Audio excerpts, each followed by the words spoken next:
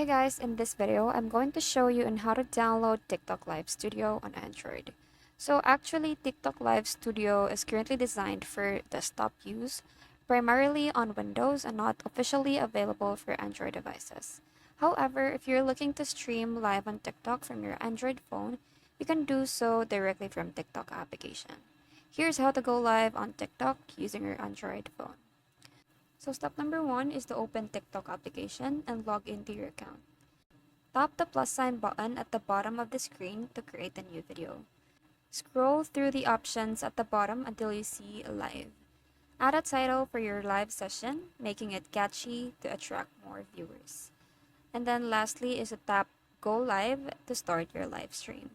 If you were looking for a way to stream content from your Android device to TikTok, TikTok hasn't released a specific live studio version for mobile streaming.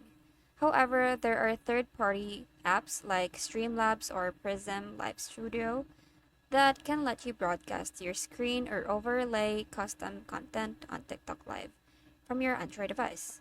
And that's it for today's video. I hope you find this helpful. Thank you for watching and I'll see you in the next one. Bye!